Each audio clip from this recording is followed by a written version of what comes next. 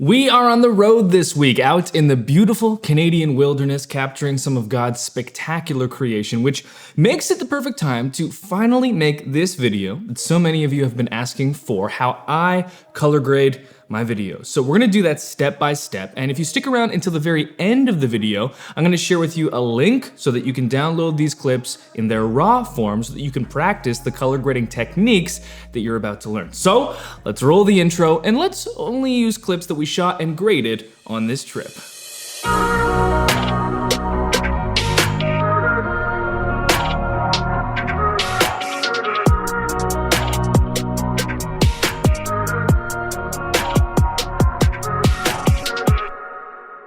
Well, hey there, my name is Brady Shearer. This is Pro Church Tools, and we exist to help your church navigate the biggest communication shift in 500 years. So if you haven't already, subscribe to the channel, turn on notifications, and give this video a thumbs up. Now, to color grading. Believe it or not, one of the primary reasons I got into video was the process of color grading, because so much of the emotion that you feel when you see a shot is driven by the coloring choices, and I absolutely love that, the ability to draw out an emotion or feeling in someone and take them on a journey using just color. Again, one of my favorite parts of making videos. Now, with that being said, color grading can be incredibly complex and intimidating. So for the purposes of this video, we're gonna cover three big things. Number one, the tools I use. Number two, the lookbook.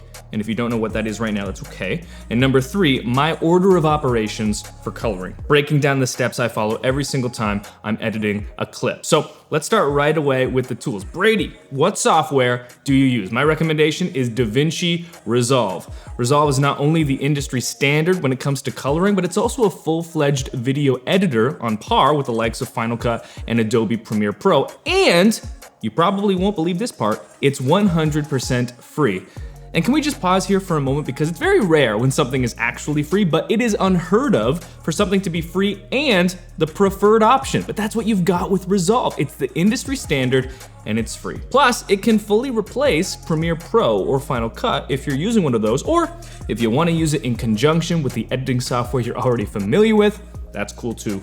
More power to you. Now, I will say, DaVinci Resolve does have an optional paid version called DaVinci Resolve Studio, and there are a few tools that come with the Studio version that I use all the time, namely noise reduction and motion blur. But this is not one of those situations where there's a free version of a tool, but when you start to use it, you realize that it's basically useless and the company is kind of forcing you to upgrade to the paid version. Not at all.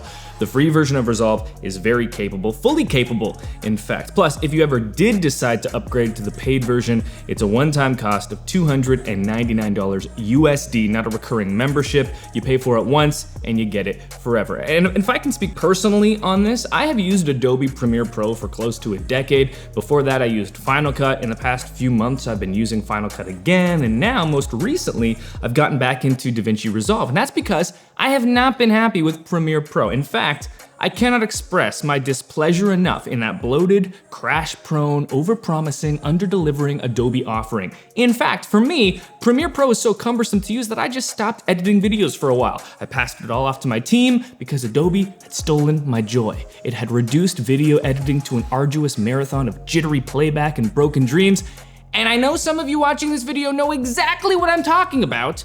So for the last little while, I've been a free agent, waiting for the next right opportunity for me, and so let this video be my official statement. This summer, man, this is very tough. I'm taking my talents to Blackmagic Design to join DaVinci Resolve. So that covers the tools. And the program I'll be using to color grade my footage, and this is another reason I love Resolve, a lot of the more advanced tools that you sometimes need for coloring your footage, that being motion tracking, noise reduction, grain, stabilizers, LUTs, all of that comes baked into Resolve already. So I don't need third-party plugins or extra packs because Resolve has so much of what I already need. Let's move now to the second part of this color grading process, the lookbook. This is, in my opinion, the secret sauce to creating a great color grade. So like I said, we're traveling right now. We're out in the Canadian wilderness, and we're in an Airbnb right now, but you get it. Before we ever got to any of our locations to begin capturing footage, I was assembling my lookbook. So I've got a note in my Evernote called Western Canada. and in there are a bunch of still images, and together these images make up my lookbook for this particular video project. So what am I doing here? Well, the thing that's interesting about color grading is that very often geographical location is what is influencing the coloring of a shot. So let me show you a couple of specific examples of what I mean. First, here's a shot from the Fast and Furious spin-off film from 2019, Hobbs and Shaw. It's a split screen shot, and you've got The Rock on the left, Jason Statham on the right, and the purpose of this shot is to juxtapose the two characters. Look how different they are, but also look how similar they are. What an unlikely duo to team up and defeat Idris Elba. Of course, the thing that stands out here in this shot, though, is the stark difference in coloring. Statham on the right is waking up in London, and when you think of London visually, you probably think about overcast days, rainy, a bit bleak maybe, very cool. Inversely, The Rock is waking up in LA, and when you think of Los Angeles, you think of warm, sunny, bright days, and those geographical locations are determining the color grades in this shot. Now, it should go without saying that London and LA don't look as different as they do in real life as they do in these two shots. This isn't true to what these locations actually look like. It's heavily exaggerated, but these looks are true to what these locations feel like. And that gets back to color grading's ability to dictate and omit emotion. And it's not just feature films that do this. Movies will push it the farthest because movies are a more dramatic medium and thus need to match the degree of drama with the visuals. But even sitcoms will do this. They just won't push it as far because it wouldn't match with the overall happy vibes of that kind of show. So let's take Brooklyn Nine-Nine as an example. Here I'm going to show you two shots from the same episode of the same character in basically the same clothes. First, we've got Detective Charles Boyle working a case in Brooklyn, and next, we've got him working the same case, same episode, but now in Texas. And just look at the difference in his skin tones. Take notice of how much warmer his skin looks in Texas than it does in the Brooklyn shot. And then even look at how they're building the set differently. In Brooklyn, the walls are blue, and the set is full of cooler tones because they're in Brooklyn, and those are the emotional vibes of New York. And then in Texas, the walls are beige. The set is full of warmer tones because that matches the emotional vibes of Texas. And these coloring signals, they're probably not being picked up by you, the viewer, on a conscious level, but they are taking you on a visual journey that matches the script of the episode. So let's get back to my lookbook now. The first thing I do with my lookbook is imagine the emotional feeling I want to create with my footage. And the first place I usually go with that is geography. So what do I think of when I think of the Rocky Mountains and the Pacific Northwest? I think of rain, overcast, really deep, moody visuals where the colors are probably a bit desaturated, lots of grays and blues and greens. And then I just start finding images that represent that feeling to me, and I put them all together. The first place I go is usually Instagram, and I'll just type in the specific places I'm thinking of and then screenshot the images that bring out the emotion that I'm imagining. So that's what you saw in the Evernote I showed you. Another thing I'll do is go to filmgrab.com and find some feature films that have been released where the cinematography has that look that I'm going for. So for this project, I went with Christopher Robin, Revenant, and Wild. And the key here, and this is very important, is that you don't want to try to create a look that doesn't match your geographical location or the space that you're working with. As an example, if I'm filming in the Pacific Northwest, I'm not going to try to make it look like LA because that'll just be too conflicting and difficult to achieve. Let's go back to that Brooklyn Nine-Nine shot in Texas for a minute. Pay attention again to the beige walls and warmer tones of the set. They purposely constructed it that way because they knew they were going for a warmer look on the final shot. But if they had tried to make this warm set look like cool Brooklyn, they would have had a much tougher time. Coloring should emphasize what's already there, perhaps even exaggerate it, but I would not recommend trying to create something that isn't there. So that covers the lookbook, which means now is the time for me to finally walk you through the order of operations I follow to create a shot. So we're gonna jump inside Resolve here, and I'll show you how we took this shot here to this shot here to look like this, and this shot here to look like this. Okay, so there are basically 3 stages to color grading your footage. The first is what the image looks like directly out of camera, completely raw, untouched, unedited. The second stage is color correction, and the point of this stage is to get your image to a neutral look. That means exposure, color balancing, saturation, just completely neutral. And then the final stage is the color grade, and this is where we are injecting that emotion and stylizing our footage to achieve a specific look that we're going for. And And when you're working within Resolve, the way that Resolve grades is using what they call nodes. And just think of a node as a single step in your color grading process. So if you needed 8 steps to achieve a certain look, you would want 8 nodes within Resolve. And for me, I like to use 3 nodes as the starting point to achieve a color correction phase. Remember, that's stage 2. And I do this every single time, no matter what kind of footage I'm working with. And the first node in this chain is for noise reduction. And not every single clip is going to need noise reduction, like this clip in particular probably doesn't need it. But what's amazing about the noise reduction that comes with Resolve is that it is basically works like magic. It's the best that I've ever seen. Now, it does require the paid version, DaVinci Resolve Studio, but well worth it. And again, this is not necessary to achieve that emotional look, but noise reduction can help with cleaning up your image for final delivery. And the more that you push your image, the more that you just, manipulate it to achieve that look that you're going for, the more likely you'll need noise reduction to clean up all of the moves that you're making within the footage. So if you do need noise reduction, these are the settings that I generally use. I'll go to temporal threshold, move that up to right around 7. And then I'll click spatial threshold, this chain link right here, to unlink the luma from the chroma and move that up to right around 7 as well. And that's gonna do an excellent job. Most of the time, that's gonna work great. So I'm just gonna click Command D to turn off this node so that playback is smooth. Here in the second node is where I am going to translate this raw gray footage and reintroduce some color. Now, the reason that we shoot in this gray looking image is for the purposes of maintaining maximum flexibility in post-production to move the image wherever we may want it to go. And so I don't like to bake in too many, settings into my footage if possible, because that kind of removes my options in post. Now, you may not be able to shoot this flat. This is shot with a Canon C500 Mark II. And we shot in C-Log 2 as the picture profile. Now, a lot of cameras come with that picture profile, and a lot of cameras nowadays come with a log picture profile, their own version. So if you shoot with a GH5, and we'll be working with some GH5 footage later in this Resolve edit sequence, they have a V-Log option for their cameras. If you shoot with Blackmagic, the Blackmagic film setting is gonna be great.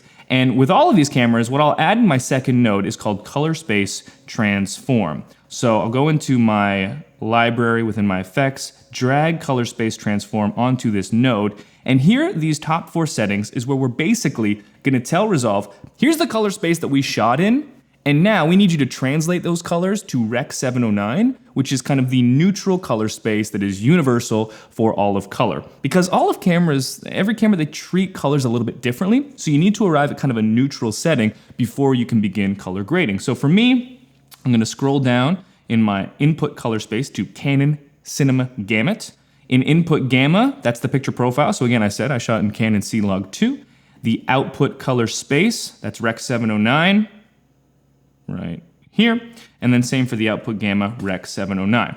Now these bottom 2 in output color space and output gamma, they stay the same no matter what camera I'm shooting with. It's these top 2 that change. So if I'm shooting with a Panasonic GH5, I'm gonna go to that Panasonic V gamut, and if I click that, you can see how it treats the colors differently. See that?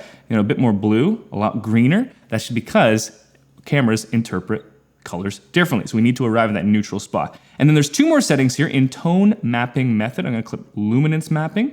And then under gamut mapping, I'm gonna choose saturation mapping. And those are the settings that I use every single time. Those bottom 4 are not gonna change, Rec 709, luminance mapping, saturation mapping, but those first 2 will change based on the camera and picture profile that you shot in. And then that leaves the third and final node, and this is what we're gonna call primaries. And this is where I make my final adjustments before I get to color correction. So what I'm gonna do is, I'm not gonna trust my eye here. I'm gonna right click on the image and choose Show Scopes. And this is going to give me a few different stories of what my image is looking like. So this bottom one on the left is called the waveform. And the way that you read a waveform is from top to bottom. So the very top represents the brightest parts of your image, and the very bottom represents the darkest parts of your image. And if you look at this waveform right here, it's a little bit bunched in the middle. Not too bad, but you'll notice it doesn't have any super bright areas, and it doesn't have any super dark areas. So what that's telling me, the story this waveform is sharing, is that this particular clip doesn't have too much contrast. So what I'm gonna do here is I'm gonna click on my color wheels right here. I'm gonna go to contrast at the bottom, and I'm just gonna start bringing the contrast up. And if you look at that waveform monitor, see how it moves as I move the contrast? And I think the right spot for this is right around 1.4, and bring it back a bit. That looks good to me. So now if you look back at the waveform, you can see how much more our waveform is reaching the top and reaching the bottom, which represents more contrast, more light parts of our image, more dark parts. Now the next thing I'm gonna look at is my RGB parade. This is the scope in the top right corner. And this is telling me a story about color. And when I look at this image right now, it looks like the red parts are reaching a little bit higher than the green and especially higher than the blue. And here in my histogram, it's telling me the same thing. If you look at this 90 area, look how far the red is coming out versus the green and the blue. So on a white balance standpoint, on a color balance standpoint, this image is probably a bit warmer than it needs to be. So we're gonna just change it slightly, just around to a -100. And now if you look back at this histogram, back at this RGB parade, the upper limits are all the same. And so that feels like a nicely color balanced image. So this is now, we've reached stage 2, achieved, color correction. This is a neutral looking image. Everything is balanced correctly when it comes to saturation, when it comes to exposure, when it comes to color balancing. And now what we can do is we can begin working on our color grade. But before we get to that, let's repeat this exact same process with a separate clip shot in a completely separate location. So now we're in a different DaVinci Resolve project. We've got a different clip shot in a different location. Same camera, C500 Mark II with that C-Log2 picture profile. So I'm gonna add my 3 nodes again at the beginning. Noise reduction, you know the settings that I would use. I'm not gonna put that here just because I don't think it needs it, but you know the settings I would use if I did. Color space transform, I'm gonna drag that onto node number 2. Same settings here as last time. Rec 709, Rec 709, luminance mapping, saturation mapping, good. And now to our primaries. So I'm gonna bring up my scopes.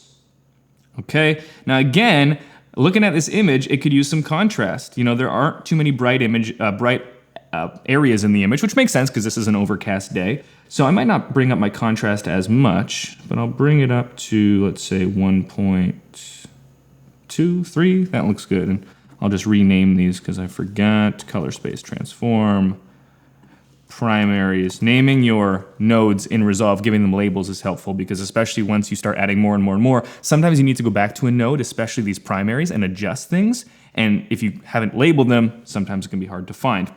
And then in my RGB parade, again, you see that red is a lot higher than the blue, even more so in this clip than last time. So I'm gonna bring this down again. Look at those scopes move. And this looks like pretty good, right around 220. And here we go. Stage 2 again achieved. Color correction is complete, which means now we get to move to the exciting part, the color grade.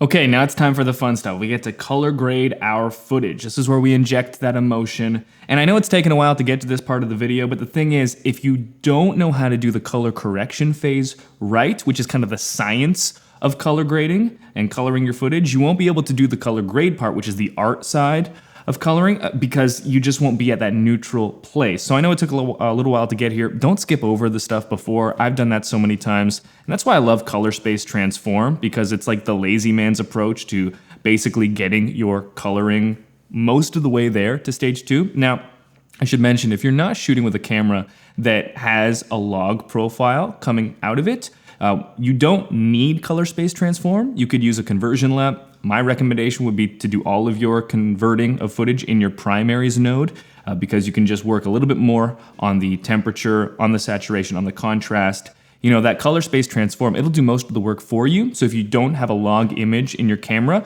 you'll have to kind of do a bit of the grunt work yourself, but it can be done. You would just not use the color space transform node and instead do all of that translation work in your primaries. Now, the trouble with teaching how to color grade is that unlike this first portion, the second stage of achieving color correction, the color grade, there's no one approach to creating every single look. Every single unique look that you can think of requires something different. So what I want to teach you is the process of reverse engineering a look and then being able to achieve that. And it starts with your lookbook. You need to know what you're trying to accomplish, and then from there, you can work on actually figuring it out. So for me, if you look at my lookbook, you'll see so many of the trees have a very desaturated kind of moody feel to them.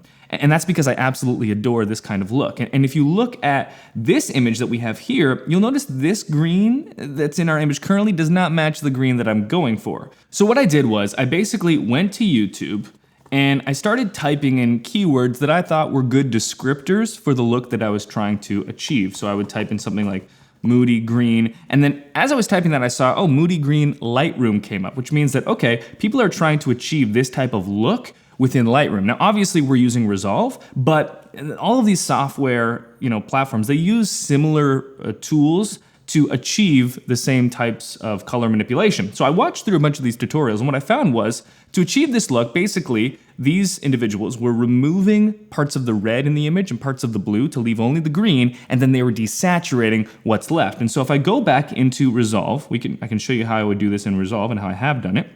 I'll add a new node because every step gets a new node in Resolve, and I'll call this Curves. And I'll navigate to the Curves bar window here in Resolve. And what I'm gonna do is first I'll select the red channel only. I'm gonna take it and I'm just gonna start to pull out some of the red in the image. Not too much, but just enough. Then I'm gonna do the same with the blue channel, maybe just a little bit less. And then I'm also gonna go to my global channel and in the same way pull that down. And basically that's just to add a bit more contrast into the image. And that's a good enough starting point.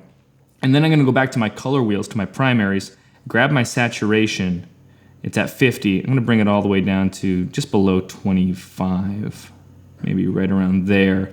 And that's basically like a good first step to getting to our look. In fact, that looks pretty good to me. If I toggle it on and off, here's the look before, here's the look after. You can see almost only green is now left in the image, and it's way more desaturated.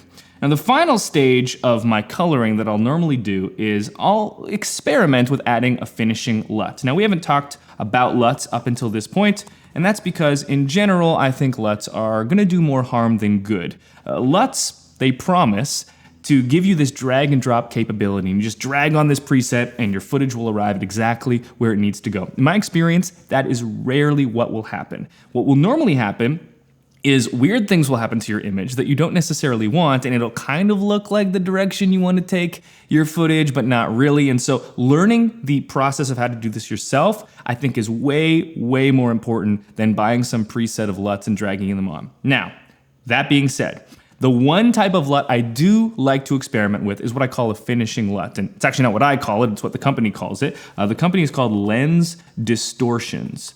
And I do not have a relationship with this company whatsoever. I just use their product a lot, and I very much like it. So they call their LUTs finishing LUTs, and it's right in the name. The idea here is that you're not using a finishing LUT to achieve a certain look. You're using it as that final step in your process to just kind of add the little bit of extra sparkle to your clip. So here in Resolve, I'll go to LUTs, the window up here. I'll navigate to the finishing LUTs that I've already loaded into Resolve. And basically, I'm just gonna hover over each one and see if one stands out to me and I like what it's doing to the footage. These first two, not so much. Dark monochrome, that is one of my favorites, not liking it here. Okay, earthy monochrome. Now, this one is doing something interesting, and I like this. So, earthy monochrome 2, I think we'll go with. We'll drag it on, and now you can see the before and after. It's just adding a little bit of extra color, and what that can do is, if you do this to multiple clips, it can create a cohesive look with all of your different clips where the same color palettes are kind of being highlighted.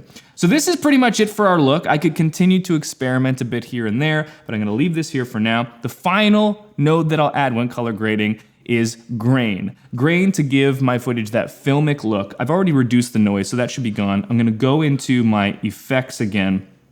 I'm gonna search for grain. Again, this is built right into Resolve. I think it's part of the studio version only, but this just goes to show you, normally you'd have to buy all these third-party plugins or packs for other programs. It's all within Resolve. And I always prefer to use tools and things that are native to a program because I know they're gonna work better with performance and they're not gonna slow my machine down, whereas you bring in a third-party plugin, you never know. So here are the settings I use. I'm gonna choose 35mm 400T grain. The grain size, I usually just move that to 0.3, and the grain strength right around 0.3 as well. Those are kind of good starting points. And that will do it for this look. And we'll turn on the noise reduction again. We'll export this, and we'll show you the before and the after.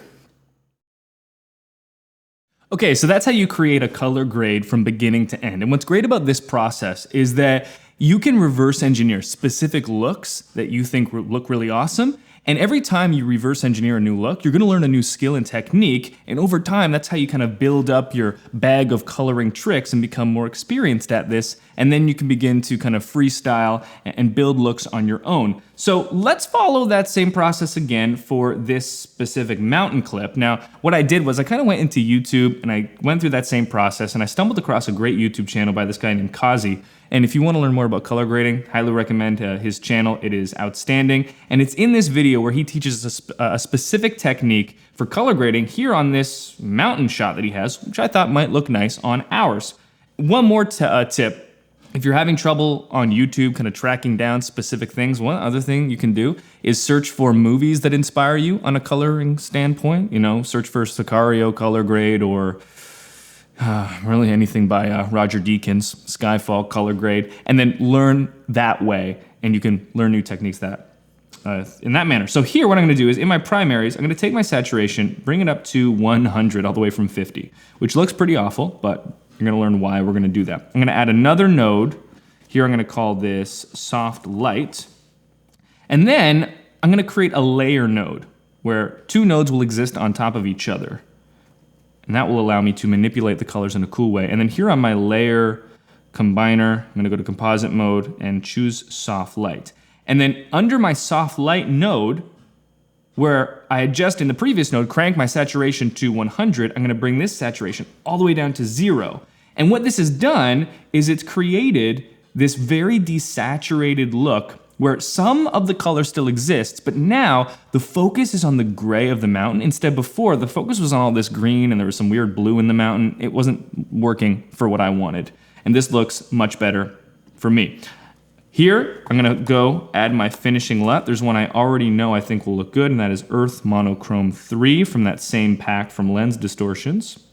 Nice. And then the final step is, again, to add some grain. So we'll go into our effects library, add the grain, use that same settings as we did before, 0.3, 0.3, and here is our final look from beginning to end. Okay, now let's go through this process one more time from beginning to end with a new clip. And this time, we're gonna use a clip shot on a Panasonic GH5 because up until this point, we've been shooting and editing clips on our Canon C500 Mark II, which is a very expensive high-end camera. It's a $16,000 camera. And so what I don't want you to think through this process is that you need the best of the best camera to do these sort of things. What's amazing about cameras nowadays is that they can accomplish so much. The image quality coming out of a camera like a GH5, which is just $1,400, so more than 10 times cheaper than the C500 that we were shooting with earlier. The image coming out of that camera is outstanding, and you can follow this same process even if you are using a more consumer grade camera because the gap between them is no longer that big. What are the differences? Well, one of the biggest differences is that the C500 is going to have a very low amount of noise, digital noise in the image, whereas the GH5 comparatively will have a great deal more noise. And this is where that noise reduction node becomes so important and why I love Resolve so much, because noise reduction can make a GH5 camera that is $1,400 look like a $10,000 camera by dealing with that noise exceptionally well. So we're gonna just use those same settings as we did before, maybe just bring them up a bit higher to maybe 8 on each of the channels in the spatial threshold and temporal threshold. And the noise in our image with that has gotten so much better. It's kind of hard to see because we haven't yet added any contrast here, but the noise has been reduced dramatically. Now in our second node, we're gonna do our color space transform again. This time we're gonna have to change the settings slightly because our input space is now the Panasonic V gamut and the input gamma is the V log instead of the C log and Canon Cinema gamut. But the other settings remain the same, Rec 709, luminance mapping, saturation mapping, and we're just gonna turn off this noise to get playback to be a bit smoother. And then finally, we've got our primaries. So bring up my scopes. What am I looking at here? So the image is very blue. You can see that. Now this was shot at magic hour, blue hour, so that's gonna be influencing the colors of this a great deal. What I'm gonna do is I'm going to bring up the contrast just a bit, not too much. Bring up my highlights because they're especially low. I'm just gonna do this pretty quickly. And then temperature-wise, if I bring that down a bit, that's a bit closer to even, just doing this real quick and rough, because I want to show you a very simple color grade. So let's say we're happy with this, we've achieved our color correction. Now, the look that I want to go for here is I want to change this blue and bring it a bit more into the teal region of the color spectrum, because that's a look that I think is really great. And I've kind of had it on my mind in my lookbook that this specific shot in this specific area with these layers of kind of islands within the ocean, I wanted that teal look on there. So I'm going to change this. I'm just going to call this curves again. And then in my curves window, I'm going to go to a setting in here called hue versus hue. And what I'll do is I'll click on blue down here to target just the blue colors in this image. I'm gonna take this middle part right here. I'm just gonna drag it up to right around there, maybe a bit more. There seems nice. And if you look at the before and after, it's blue, and here it is more teal. Now you might be looking at this and be like, oh, I actually preferred it more in the blue. And that's what's great about color grading, is that it's totally personal preference. You're trying to create something that's emotional, that draws out a specific feeling. And there are so many different directions that you can take every single clip. So you might prefer this blue look. To me, I love this teal look. I might bring it down just a little bit, and I'll go back into my primaries, crank the contrast a bit more to there. And then I'm also gonna bring down the saturation here in my primaries to give it a more organic film look, because I think when the saturation's that much higher, it's a bit too digital looking. And then finally, like I always do, I'm gonna add my grain. This is especially useful on footage like GH5 footage where there is a bunch of noise. Now we've already took out the noise to a great deal, but if we add grain, that's gonna cover up the noise in a nice organic way. And then here is our before and after on a very simple color grade.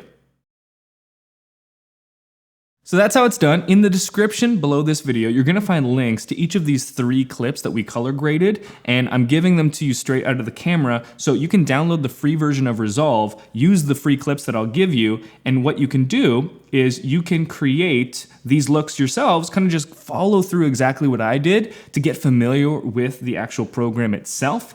Also, there's one thing we didn't cover in this video, and that is skin tones. This video was long enough, we didn't really have time for that. But skin tones are such an important part of color grading, making the skin look natural, making it pop, and also just applying some different techniques that you can use to improve skin even after you've already recorded, especially some things that exist within Resolve that I think are especially useful. So if you want to see a separate video on skin tones, give this video a thumbs up.